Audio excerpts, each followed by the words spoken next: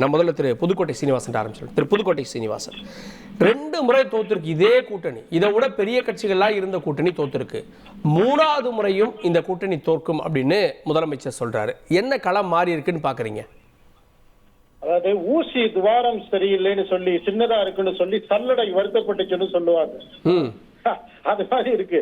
அதற்கு முன்னால் ஆயுத எழுத்து தந்தி தொலைக்காட்சிக்கும் அவைக்கும் சக விருந்தினர்களுக்கும் பார்வையாளர்களுக்கும் வணக்கம். அதாவதுங்க இந்த பொய்யை நோக்கிய பயணம் செய்தது திமுக. அப்ப கூட இருக்கிற நம்பிக்கை கூட துணைக்கு வராதுங்கிற உண்மை மாண்புமிகு முதலமைச்சருக்கு புரியலங்கிறது தான் ஆச்சரியம். என்ன கண யதார்த்தம்ன்றதே அவர் தெரியாம வெற்றி கூட்டணி தோல்வி கூட்டணி எல்லாம் அவர் வெளியில பேசிக்கிட்டு இருக்கிறாங்க. அப்ப கள யதார்த்தத்தை புரிஞ்சு கொள்ளல அவங்க. அதாவது அதிமுக தலைமையிலான கூட்டணி திமுக எதிர்ப்பு வாக்குகளை அறுவடை செஞ்சுக்கிட்டு இருக்கிறாங்க. இதுதான் உண்மையான நிலவரம். திமுக முழுக்க முழுக்க கூட இருக்கிற கூட்டணியை நம்பி இருக்கிற வாக்குகளை இழந்துகிட்டு இருக்கிறாங்க.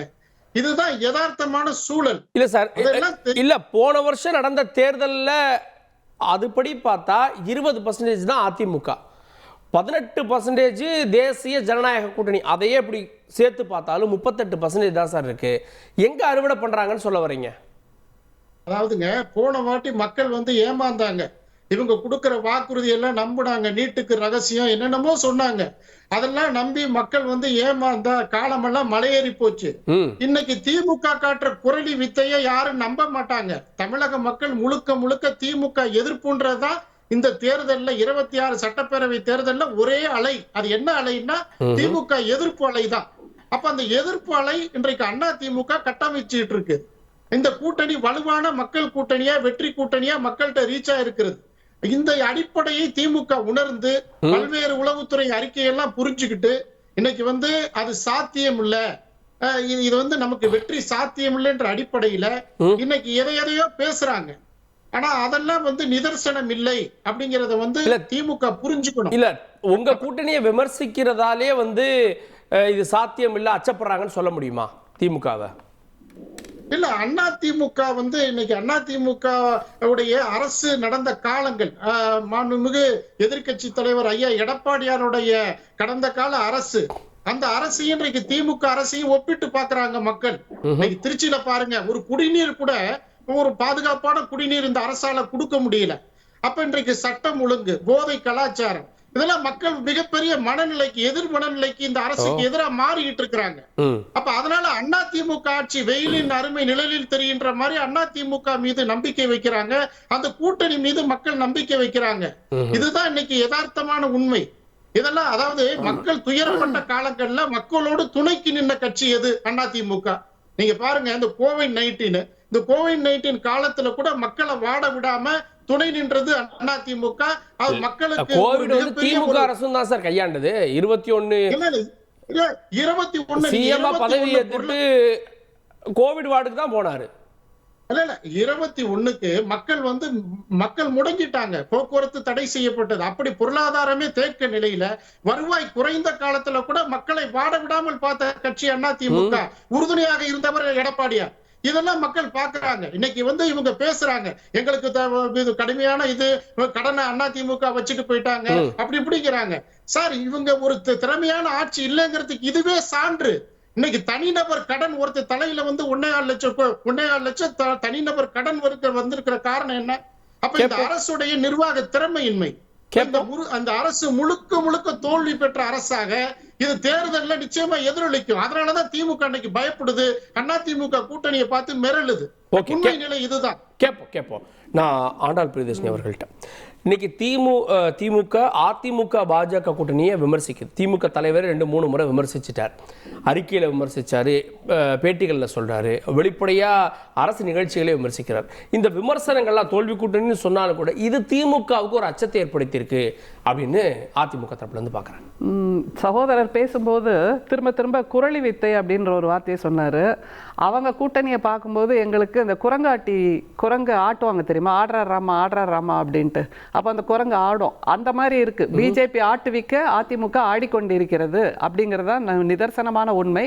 இது தோல்வி கூட்டணின்னு எங்களுடைய தலைவர் சொன்னதற்கு என்ன காரணம், முதல்வர் சொன்னதுக்கு என்ன காரணம்? நீங்களே ஆரம்பத்துல சொன்னீங்க 2 முறை தோற்கடிக்கப்பட்ட ஒரு கூட்டணி அப்படின்னா என்ன, எதை வைத்து அவர்களை மக்கள் தோற்கடித்தார்கள்? கொள்கைகள் சரியில்லை, தமிழர் விரோதமாக இருக்கிறது, தமிழ் மொழி விரோதமாக இருக்கிறது, தமிழர் நலன் விரோதமாக இருக்கிறது, தமிழ்நாட்டு மக்களுக்கு விரோதமாக இருக்கிறது என்பதை உணர்ந்துதானே அவங்க தோற்கடிச்சிருக்காங்க. இதுக்கு மறுப்பு ஏதாவது சொல்ல முடியுமா? அவர் பேச பேச அவங்க சொல்றது அதெல்லாம் 2019 21 அதுக்கப்புறம் பாருங்க திமுக அரசு நடந்திருக்கு. இப்ப இந்த அரசு மேல இருக்கக்கூடிய அதிருப்தி எங்களுக்கு வரல, அதை நீங்க கணக்கிலே சேர்த்துக்க மாட்டீங்க. அதிருப்தி வருகின்ற அளவுக்கு இங்க ஒண்ணும் நடந்தில்லையே. மக்கள் மிகச் சிறப்பாக வாழ்ந்து கொண்டிருக்கிறார்கள். எங்களுடைய தலைவர் தன்னுடைய கொள்கைகளை, திட்டங்களை மிக முக்கியமாக அந்த மகளிர் விடியல் பயணமாகட்டும், மகளிர் உரிமை தொகையாகட்டும், அல்லது நான் முதல்வன், தமிழ் புதல்வன், அல்லது புதுமை பெண், இந்த மாதிரியான திட்டங்கள், சுகாதாரம் என்று எடுத்துக்கொண்டாலும் வீடு வீடு தேடி சுகாதார கல்வி போய்கொண்டிருக்கிறது. அப்புறம் பொருளாதார வளர்ச்சின்னு எடுத்துக்கிட்டா கூட இந்தியாவிலேயே மிக அதிகமாக பெண்கள் தொழிற்சாலையில் பணிபுரிவது எங்கன்னா தமிழ்நாட்டில் தான். அது மாதிரி தனிநபர் வருமானம் இந்தியாவிலேயே மிக உயர்வாக இருப்பது தமிழ்நாடு. கடன் 26% ஜிஎஸ்டிக்குள்ளாகத்தான் வாங்கி இருக்கிறோம். ஜிடிபி, அந்த ஜிடிபியை தாண்டி வாங்கி விட முடியாது, அதற்கு ஒன்றிய அரசு ஒப்புதல் கொடுக்காதுங்கிறது அவருக்கே தெரிஞ்சிருக்கும்ல. அப்ப அந்த வரம்புக்கு உள்ளாகத்தானே நாம் பெற்றிருக்கிறோம். இவர்கள் கூட்டணியில் இருக்கின்ற பிஜேபி ஒன்றியத்தில் 1.5 லட்சம் கோடி கடன் வாங்கி வச்சிருக்கு. அதையா அவர் பேசவே இல்லையே. அதை தவிர பிஜேபி கூட்டணியில் இருக்கிறார்கள், ஆனால் தமிழ் மக்கள் விரோதமாக அவர்கள் செயல்படுத்தி கொண்டிருக்கிறார்கள் பல திட்டங்களை. அப்படிங்கறத இவங்க வாய் திறந்து கேட்கக்கூடிய துணிச்சலோ துணிவோ அல்லது அந்த வல்லமையோ அதிமுகவுக்கு இருக்கிறதா? ஆன்டி இன்கம்பன்சி இல்ல அப்படின்னு ஒரு அரசு சொல்லிருக்காங்க. 5 ஆண்டுகள் ஆனாலே ஒரு எதிர்ப்பலை அப்படின்றது இருக்கும். சமீபத்திய ஆண்டுகள் 2016க்கு முன்பெல்லாம் அதிமுக திமுக மாறி மாறி மாறி தான் வந்தது. 2016 அந்த கவர்மெண்ட் அமைஞ்சதே நீங்க சொல்ற மாதிரி 1% ஓட்டுல அமைந்த கவர்மெண்ட். ஒரு ஆன்டி இன்கம்பன்சி 5% குறைஞ்சா அது பெரும் பாதிப்பு இல்ல. ஆன்டி இன்கம்பன்சி, திமுகவின் ஆட்சி சரியில்லை, அவர்கள் மீது மக்களுக்கு அதிருப்தி இருக்கிறது, இதெல்லாம் இவங்க திரும்ப திரும்ப சொல்லுகின்ற கட்டுக்கதை. இதற்கு நிதர்சனமான அல்லது வலிமையான ஏதாவது ஒரு வாதம் இருக்கா அவர்கிட்ட? நான் தேடி பார்த்தேன். வைக்கோல் போர்ல ஊசியை தேடுற மாதிரி தான் இருக்கு அவர் பேசினது. எந்த விதமான வலிமையான கருத்தை அவர் முன்வைக்கவே இல்லை. இல்ல, மிக சமீபத்திய உதாரணங்களே எடுத்துக்கோங்களேன். மும்மொழி கொள்கைக்கு ஆதரவாக அவர்கள் நின்றார்களா, அல்லது டங்ஸ்டன் சுரங்கம் அதற்கு ஆதரவாக நின்றார்களா?